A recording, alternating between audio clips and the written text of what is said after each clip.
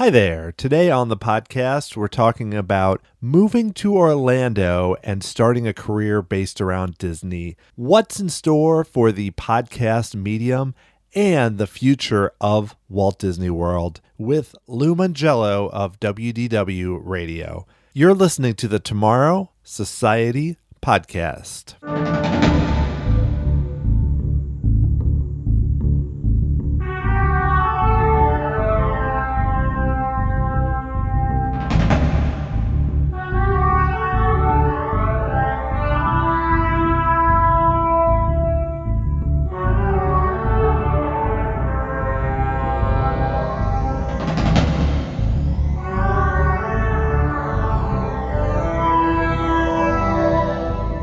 Thanks for joining me here on episode 70 of the Tomorrow Society podcast. I am your host, Dan Heaton, and I'm amazed that we are already up to 70 episodes. It's been a really fun ride.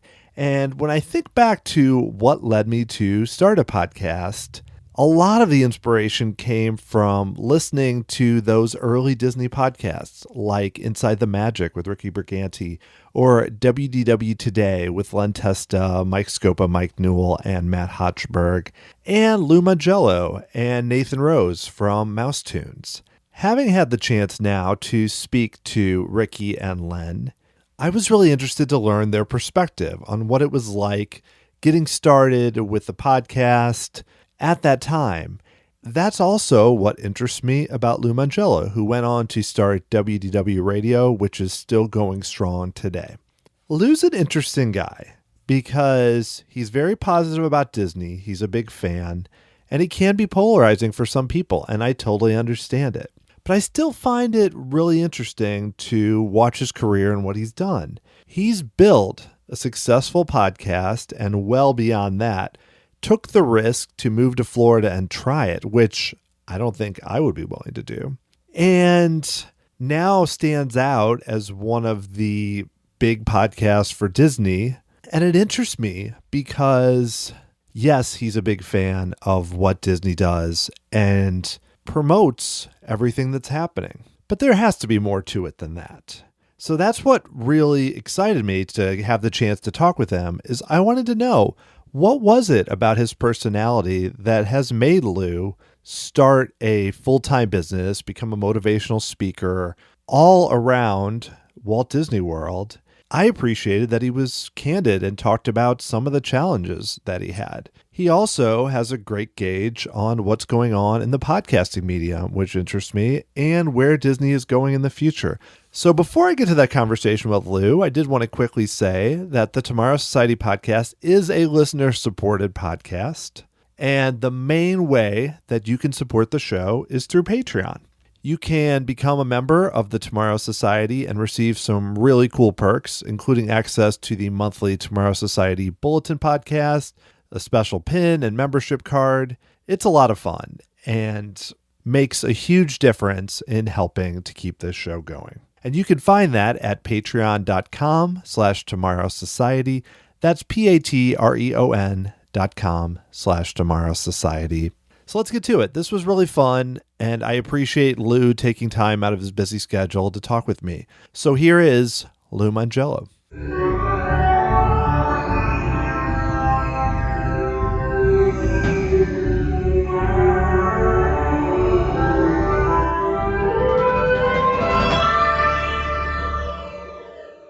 All right, well, my guest today is one of the podcast legends from the early days of the medium. His current show, WDW Radio, started in the mid-2000s and is still going strong today. He's also the author of books on Disney trivia and ways to save money at Walt Disney World, and is a motivational speaker and life coach. It's Lou Mongello. Lou, thanks so much for being on the podcast. Now, listen, first of all, legend is way too much of an overstatement, but thank you so much for having me. Well, you know, if anyone could qualify, especially Disney podcasts, as legend, and I confirmed to you, it's not just because of how long you've podcasted. You beat me to it. I tell you, it has to do with quality, too. It's great having you on the show. I think we have a similar story in terms of our early days. I grew up in the 80s and would go on those family car trips from Missouri to Walt Disney World, and I know you did kind of the same from New Jersey in the 70s. So what do you think it was about those early trips that still resonate with you today? What was it about that journey that kind of stuck with you? They say getting there is half the fun, and it very much was. We drove down from Jersey because my mom didn't fly, but it was in a day and age where there were no cell phones or video games or DVDs or distractions. Like, you talked to each other and you played, the cereal game and the state game and the license plate game. And it really was time that was quality to spend together, and that continued on as you pass through the gates of Disney, where now as an adult, I get it. You go through that portal in Magic Kingdom and something happens to you. It's a transformative experience where now as a parent and somebody that has a job and responsibilities, those things fade away. Even to this day, still living here, you forget about your job, your boss, the American Express bills. And it's just a time that is simpler to enjoy, spending with family and friends. And I think that's why that it remains to be such a truly passionate and still special place for me. As an adult, a lot of people went to Disney as kids and had great family experiences. But what do you think it was about you as an adult that it really hung on and eventually led to what you're doing as a career?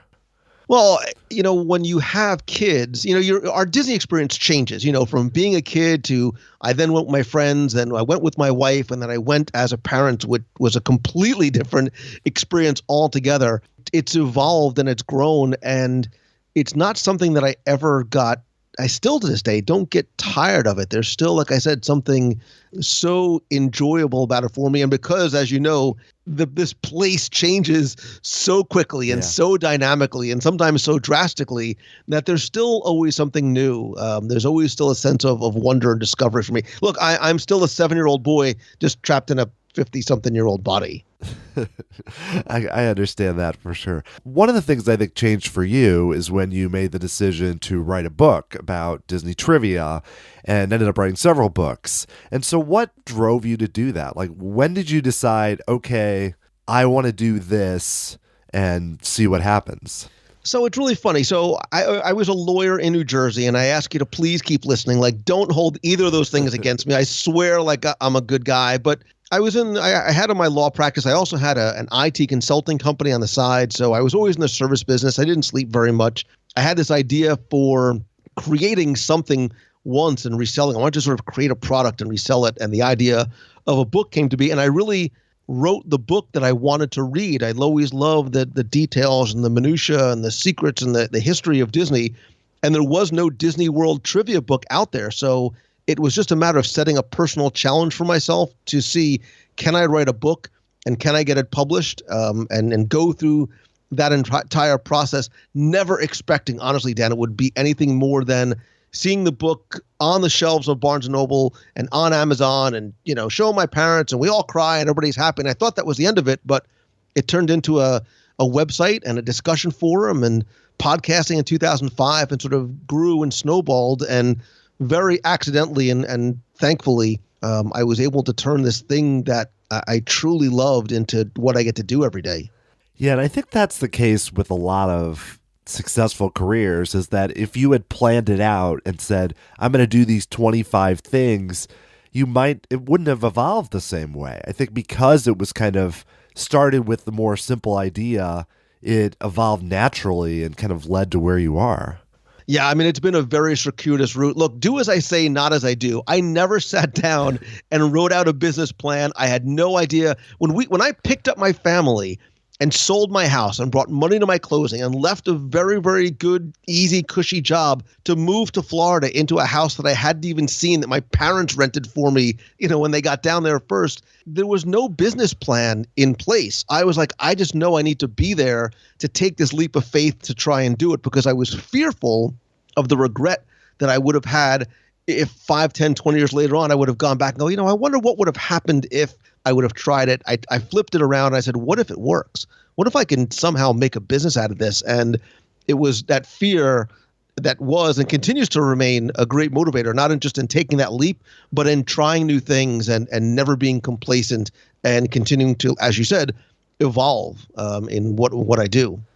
A lot of us as Disney fans over the years have thought about what would it be like to move to Florida or even to do a job covering Disney or something like that.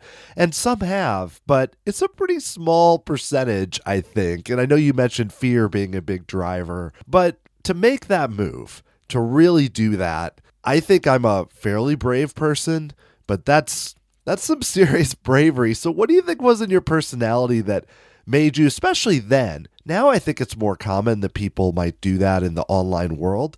But then to do that, what was it about you that you made you do that?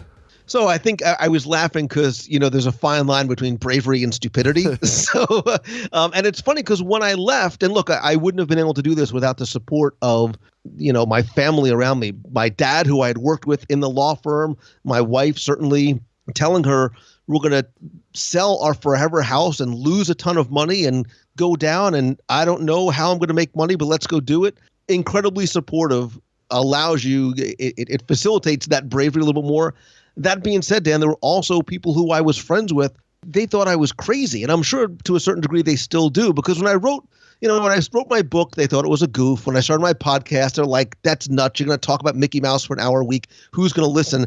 When I said that I was leaving a job and picking up my family, and they were like, literally, I remember like it was yesterday, a friend of mine who I'm not friends with anymore was like, I give you 6 months. Like, you're going to be back here looking for a job in 6 months, which, sometimes feeds the fear a little bit. But I think fear is a phenomenal motivator. And it's that fear that I need to make this work. I'm going to quote, you have to burn the boats sometime. All right. So when Cortez, went out on his expeditions and he landed in the New World, he had his army burn his boats because failure was not going to be an option. Like, there is no going home. Like, we're going to make this work. And to a certain degree, you have to do that, right? You have to have a little bit of that fear to keep you up late at night and turn off Netflix and then work a little bit harder and try something new. So it was that fear of wanting to make it work and wanting to support my family and wanting to be successful, and which I don't necessarily measure in terms of dollars and cents, but in levels of happiness. Yeah, so I can't imagine people I know well being so skeptical, but I'm curious if when people, like you mentioned, friends or former friends that said, you're not going to be able to do it, did that give you more pause to step back and say, is this the right idea, or did that almost drive you further? Look, when you do something like that, look, I want to go back because this is really like 10, 12 years ago, where being an entrepreneur, I'm using air quotes as if you can see me, being an entrepreneur back then meant you didn't have a job, right? Being an entrepreneur now is the new black. It's the new sexy. So it was both, it fed my fear a little bit, like, yeah, am I doing the right thing? I'll tell you a very quick story.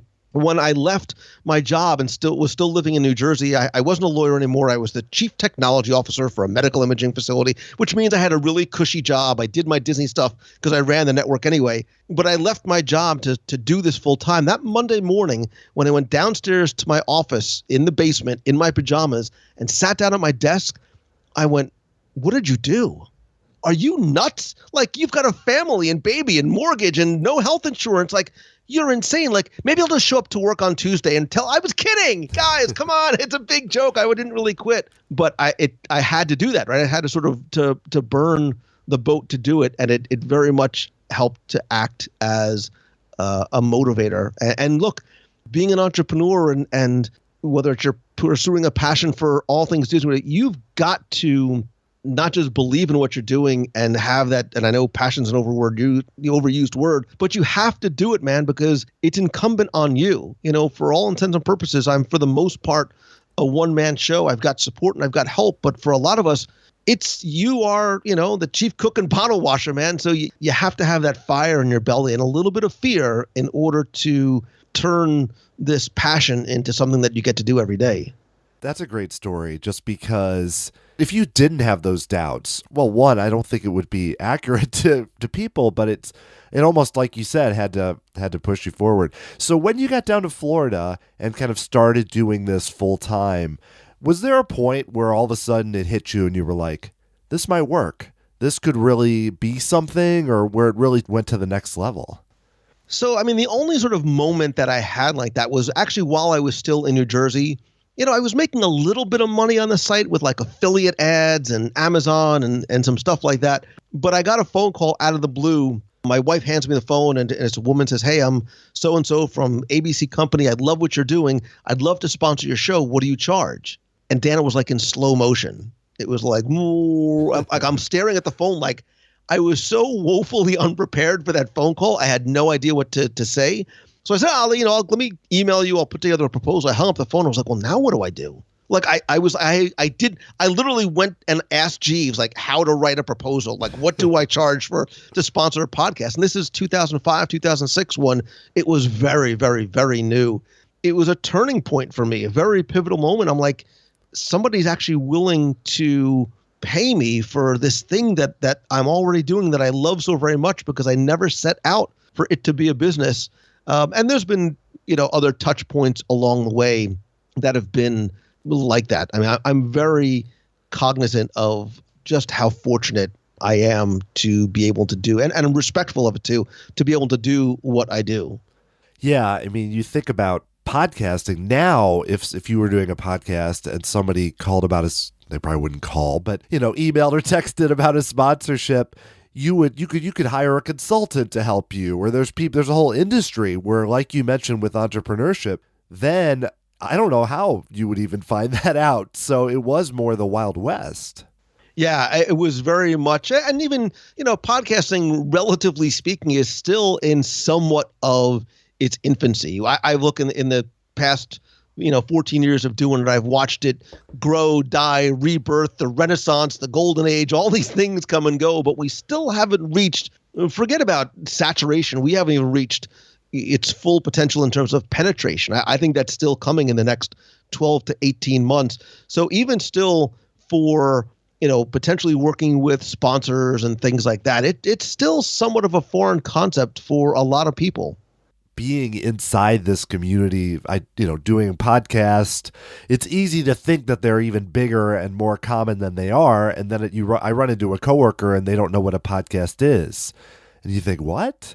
But it was different back when you started, Mouse Tunes and then WDW Radio, especially. Back during that time, what attracted you to this medium that, I listened to podcasts back then, but it was not a common thing. No, not at all. And I started off again with the book, and then I started writing articles, and I had the community.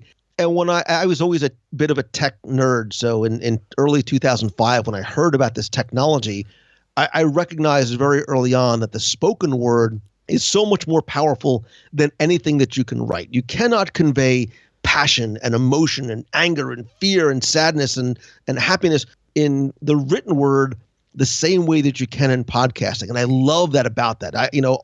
Authenticity to me is not the future of business. It's the current state of business.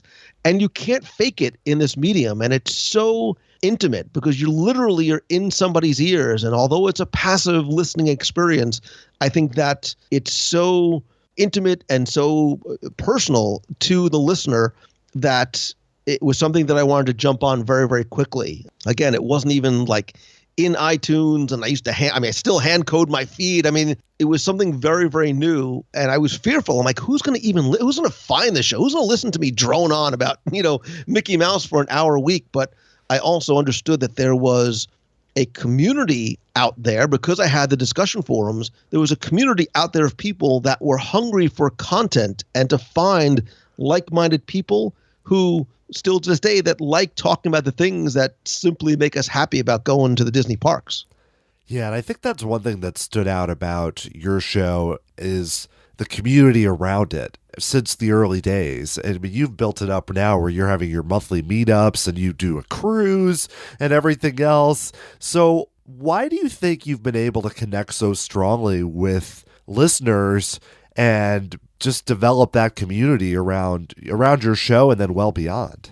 So it's always been the cornerstone of everything that I do. One of the things that frustrated me early on about writing a book or writing articles and then even podcasting was you push out content and then you sit there and you wait, right? I don't mean wait to see the download, but you wait for a comment, you wait for a response. What I really wanted to do was facilitate more of a community aspect. And I've been fortunate because the community is, look, I just build the clubhouse, right? The people are the ones that populate it, but people want a sense of belonging. They want to be part of something. They want to sort of be united around this common thing or person or ideal or Disney or whatever it is. And it's always been something I wanted to facilitate, not just in an online sense, but in a real life sense. So I've been doing monthly meetups in Walt Disney World since 2007. And I'll tell you, the first time I did it, again, there was that fear.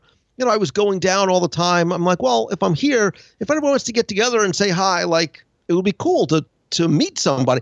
It wasn't so they could meet me, and still isn't. It's not so anybody can come and meet me, Dan. It's so I can meet them. So I can look them in the eyes, shake their hand, give them a hug, tell them thank you for listening, and hear their story. So when I did my first meetup and X number of people showed up, I was like, wow, this is amazing to be able to facilitate that, these in-person relationships, not between me and the listener, who I consider a friend and hope they look at me the same way, but facilitate that between each other as well. Yeah, so you've been doing those for quite a long time and still do those today. Are the logistics more complicated now, given just your status at Disney and just being more well-known? Obviously early on, like you mentioned, you were afraid, would people show up? What would it be like? Now, is it challenging just to find time to do it and then to basically coordinate it? How does that work? So it's challenging, but in a wonderful way. I love the fact that I'm busy, right? If you're not busy, something's wrong. You should be worried if you're not busy. But I travel a lot more, not just for Disney stuff, but to speak and consult and things like that. So sometimes the logistics is tough, and also trying to find a day that fits in as many people's schedule as possible. Oftentimes I'll try and do them around like a Run Disney race weekend or special events that are going on. Logistics are sometimes tough just because if a bunch of people show up, you want to make sure there's enough room for them without it. I'm very, very aware and very respectful of not wanting to interfere with any other guest's experience. So I want to be somewhere where we're not in the way, we're not taking over a space that other guests would use, but it's part of the fun of it. And sometimes we'll do it in the park. Sometimes we'll do it in Disney Springs or at a resort. It's usually around food. Who am I kidding? Usually there's a restaurant nearby, because clearly food is one of my favorite parts of the Disney park. So I can understand that, especially given where food at Disney has gone in the last 5 to 10 years. I don't know how you live in that near that area and are able to stay in any physical shape. I would have a hard time. I'm not. I have a body like Baymax. It's awful. Well, it's Disney's fault. It's what they're doing. I'm doing it for research. I'm doing it for you, because I want to make sure that I cover everything. So. I must eat every flavor of ice cream that's there. Exactly. All right. So about, podcasting, you mentioned too about authenticity, and I totally agree. And we have seen a lot of growth through whether it's Serial or Mark Maron or other kind of big shows. Where do you think podcasts can go? How much bigger can it get, and how could they evolve? So I still believe we are at the very, very tip of a huge iceberg. And a couple of things need to happen and are starting to happen in order for the podcast penetration to happen on a much grander scale. Serial was a wonderful spike on the podcasting radar, and it did help move the curve way up. But I think a couple of things need to happen. Look, we are an on-demand generation, right? I have kids, and I see they don't consume content the way I did. They didn't watch TV to see what was on. They go to YouTube, they go to Hulu, they go to Netflix to watch what they want, by who they want, when and where and how they want to consume it, stopping, starting, restarting, sharing it with their friends. We've turned the corner in terms of video consumption that way. We're continuing to do so now with Disney Plus and Hulu Plus and Apple Plus and every other Plus video service that's out there. But I think mentally we haven't made that shift audio-wise. We're still let me turn on the radio and see what's on, or let me turn on Sirius XM and go to the station that I want. But it's not a consumption experience that we are in control of. Once people realize, and I think one of the things that has to happen is CarPlay has to get into more cars as people start to buy new cars, and that one push button icon is there, like, oh, podcast, what is this thing? And they understand, and that light bulb goes off like, oh, I don't have to hope and tune the dial to see something that interests me. I can find it and subscribe to it and have it pushed to me, and it's free. I think Apple is going to, at some point, figure out a way to monetize podcasts on their platform, which I think will push it more to the forefront from there. Right now, podcast is not something that Apple is pushing very hard. And I think it may be because there's not a monetization aspect of it yet. I think that's coming. But I think it really has to be a shift in not just us as the podcast content creators, but in the consumer in terms of an awareness that this medium exists and turning them on to exactly how to do it. I think once Google gets a good platform-specific podcast app and Apple does some other things, I think we'll start to see it, again, maybe the next 18 to 24 months. You think of how people have adjusted, even music, like how now people don't really buy CDs or anything. And now with Spotify and everything, there's been so many changes. But I even think about with podcasts, I used, as I'm sure you know, I would put them on my iPod and I would have to hook it up to the computer and adjust it. And then I get in the car and I'd have to do that, which to me was the most amazing thing in the world. But now when I got a car that had the Bluetooth connector and it was like, oh, this is different. This is something else. But even so, it's still kind of annoying because it's a little glitchy and stuff. Getting it where it's part of just like the thing you buy standard with your car. Exactly. It's another level. That would, for me, I fight the Bluetooth and I get it to work. Some people aren't willing to do that. And it's coming. And I think that's part of the problem is it's still a little bit too hard to figure out how to consume a podcast. Again, I'll use my mom as the barometer. If I said, Mom, go download my podcast, her brains would fall out of my head because it's download this app, subscribe to the feed. There still needs to be a little bit more of an ease of use and understanding. And I think that's where things like CarPlay and stuff like that will come to be. Look, I'm even surprised when I speak to kids at schools, I always ask, who listens to podcasts? Who is a podcaster? I'm stunned, Dan, at how few of those kids are raising their hand. They're listening either to, like you said, music on Spotify or terrestrial radio, which I honestly haven't turned on a radio station in God knows how long, right? But they're not quite – and I think what's going to happen is it's fortunately or unfortunately going to take mainstream media to make that switch, right? When Walking Dead at the end of the show says, hey – for more interviews and special features with so-and-so, download our podcast here. That's going to be the one, because that's not what they do right now, right? What do? There's either Talking Dead or there's content on their website, video content they want them to consume.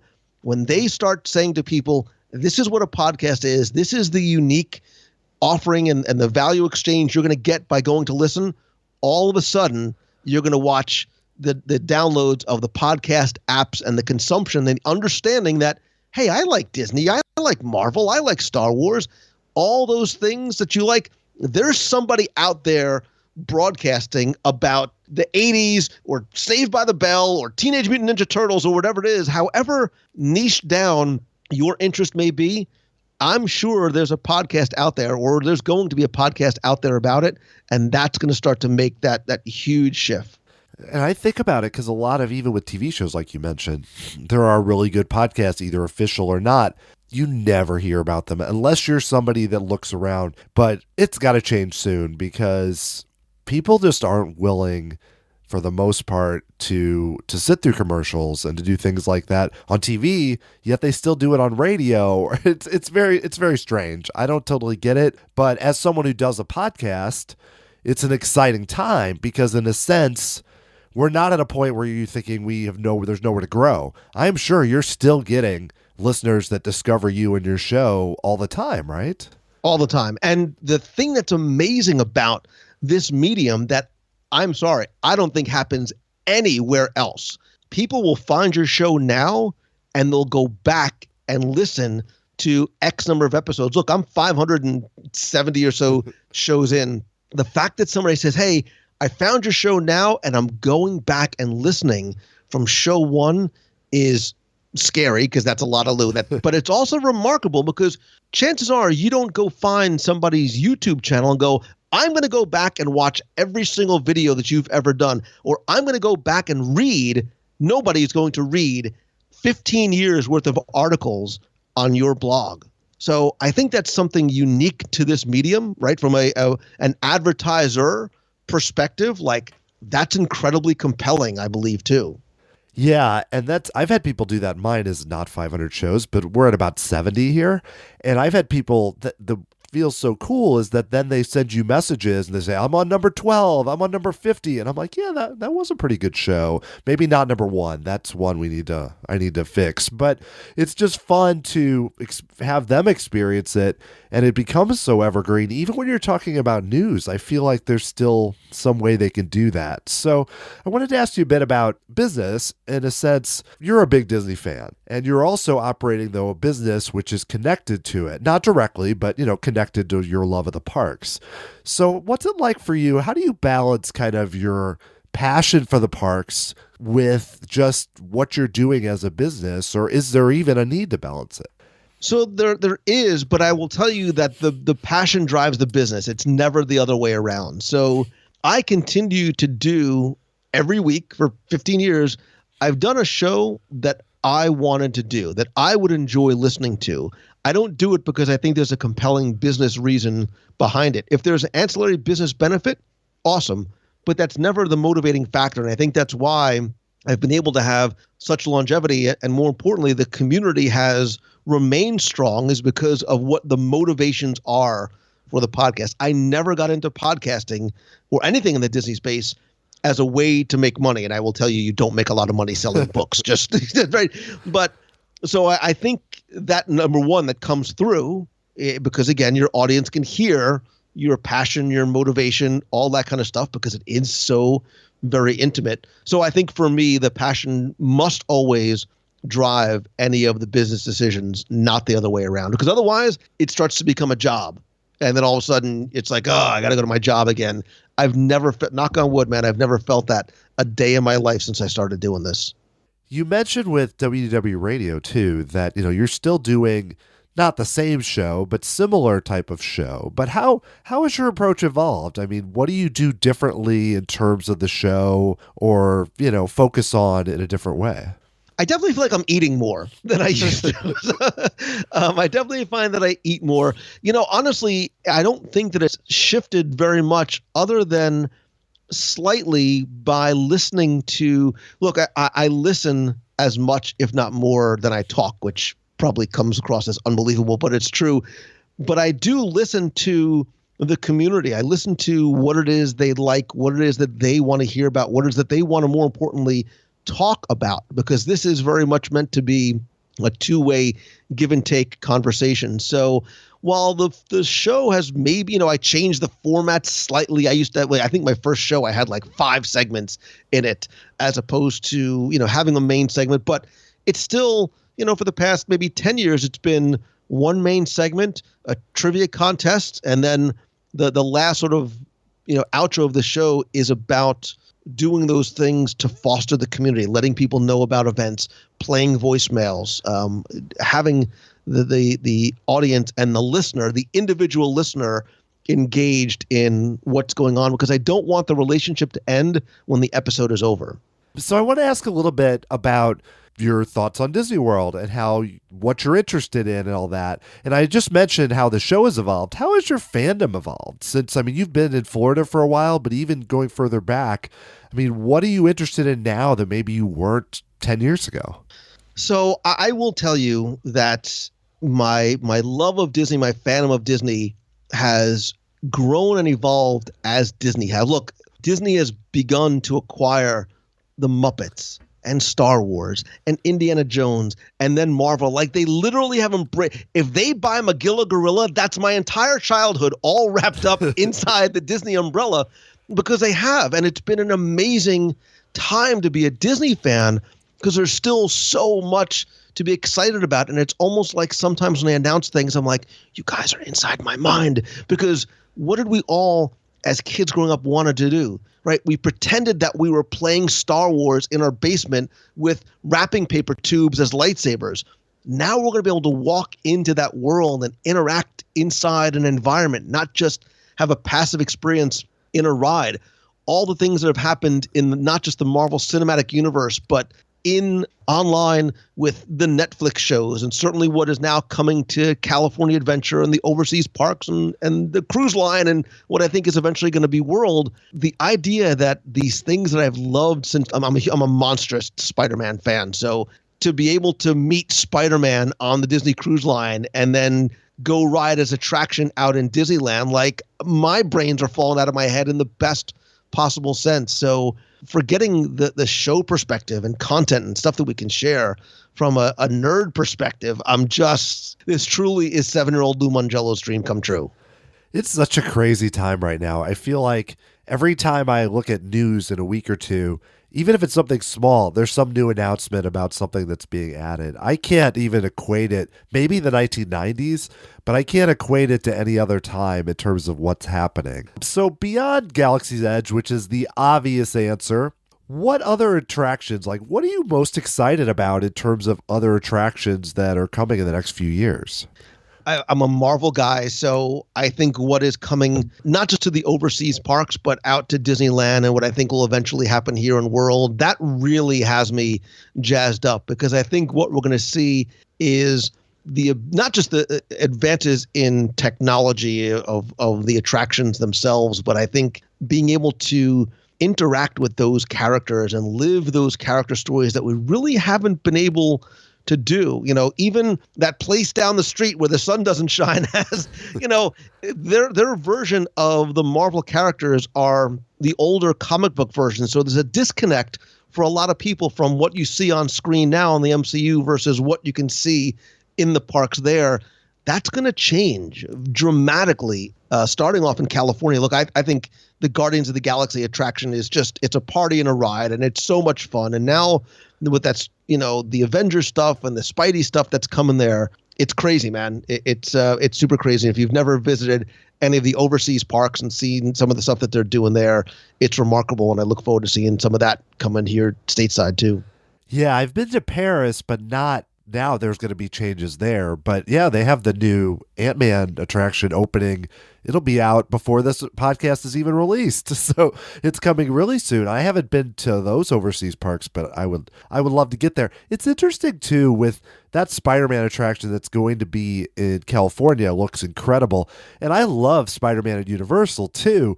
But it's going to be interesting because I know at some point they will figure out kind of what you were hitting at there, the rights issues in Florida that eventually will likely get resolved. But it's going to be weird for a little while having possibly two Spider-Man attractions on two coasts from two different theme park companies. But I guess it's kind of the nature of the business at this point.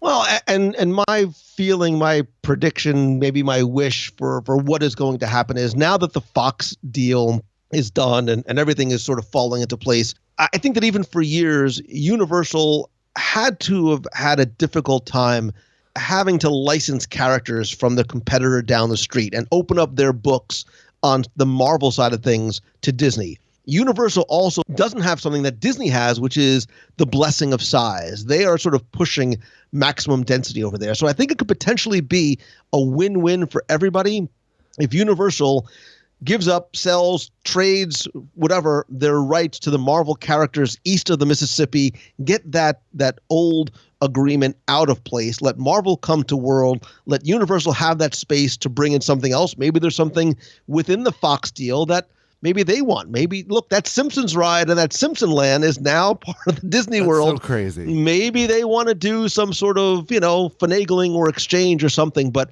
I honestly don't feel that the Islands of Adventure, the Marvel part of Islands of Adventure, is going to remain that way for very much longer. And I love, look, in all full disclosure, I love the Spider-Man ride. It's amazing. 90s and it's cool, but I just don't see those attractions remaining with the 90s comic book version of Marvel characters for very much longer. It fits because, and the way they could do it too, the Hulk coaster could be changed to something else. That's not that hard. And then it's just, so I would hate to lose that Spider-Man attraction, but it does seem a little strange that now they have this attraction that, a lot of the revenues, I mean, it's weird. I don't know how much that does it, but it is, Right. How much money does that really generate for Disney? I don't know, but it's a little strange. Well, even as a guest, I've even seen kids walk around and Wolverine and Storm come out and they're like, who's that? And they're like, Oh, boy. that's Wolverine. But he's wearing the big horns and he's got the yellow and the brown and Storm Green Goblin does not look like what even they saw in the Spider-Man movie. So I think there's a huge disconnect, especially for younger kids who are looking for the screen versions of these characters that now they know so well. I love that Marvel area, but part of the reason I love it is because it looks like how the comic books looked when I was a kid. Right. So I don't know if that's the big draw for the kids today. Hey, let's make it look like the comics for when the 43-year-old guy was a kid. Before I finish, I want to ask you a few more things. One, I often talk about extinct attractions, particularly from the 80s, like Epcot Center and things like that. So for you, I know you went during that time. What are kind of some of your favorite older lost attractions that you used to enjoy so much? 20,000 Leagues Under the Sea, man. It's super simple. I totally bought into the idea that we were getting in this little metal, somewhat claustrophobic sub, and I stuck my face in that porthole, and I believed, spoiler alert, that we were actually going underwater, and it was cheesy with the mermaids and the serpent, but I loved it, and it was such a unique experience. And still, you can do the subs in Disneyland, but it's not the same. I know a lot of us who grew up in that time have a bit of a soft spot for Toad, although we can still see him in Disneyland. And Horizons. I loved Horizons. I loved World of Motion. I thought those were, at the time, so futuristic. I loved the soundtrack. They were long attractions, too. So, yeah, there's a huge part of me that has a soft spot in my very nostalgic heart for the extinct attractions.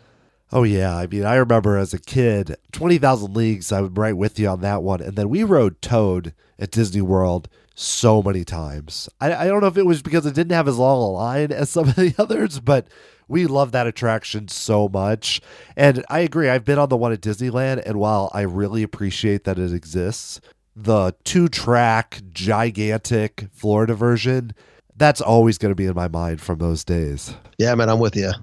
All right. So one more big question for you in terms of what you're doing. You've done so much with WDW Radio and obviously expanded to becoming a speaker and doing a lot of things on your own personally. But what motivates you for the future? I mean, what are things, you don't have to be super specific, but what do you want to accomplish going forward?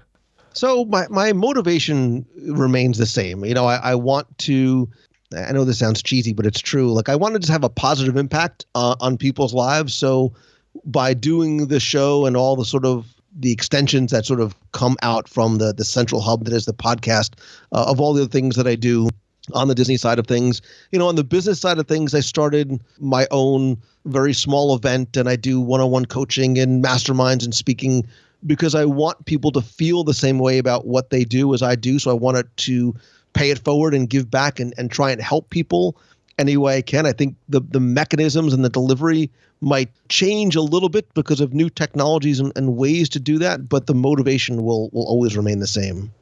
Well, excellent. It sounds like you're doing a lot of great things right now, and the podcast is still great. So if listeners this is their first podcast they've ever heard, want to learn more about what you're doing or connect with you, what's the best place to go?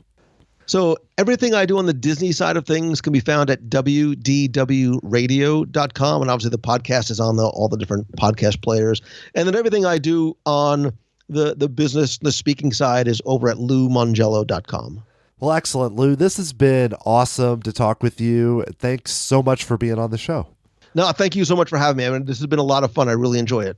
Well, that was great. I hope you enjoyed that show. And I did have a bit of a cold when I was talking to Lou, but I did power through, and it was a blast to get to talk with them. If you enjoyed this podcast, you can check out episode 48 with Ricky Briganti, or one of 4 episodes with Len Testa, including episode 8, where we got into his background, and most recently episode 65, where we talked about some big issues with Disney World. And all of those podcasts and a lot more can be found at tomorrowsociety.com. If you'd like to get a hold of me, you can email me at dan@tomorrowsociety.com. Follow me on Twitter at tomorrowsoc or Facebook or Instagram at Tomorrow Society. And the Tomorrow Society podcast now has a YouTube channel, which includes all of the episodes of this show and some videos that we took from our recent trip to Alani, a Disney resort and spa. You can find that channel by going to tomorrowsociety.com/YouTube. And don't forget to go to patreon.com/Tomorrow Society to help support the show. The Tomorrow Society podcast is hosted, produced, and edited by Dan Heaton. The music was written by Adam Hookey and performed by the Sophisticated Babies. Next time, I will be talking to former Disney Imagineer Bob Baranek, who worked on Epcot, Disneyland Paris, Pirates of the Caribbean updates at Disneyland, and a lot more in the 80s and 90s. You do not want to miss this show. Thanks so much for joining me once again for this podcast, and I will be talking to you again very soon.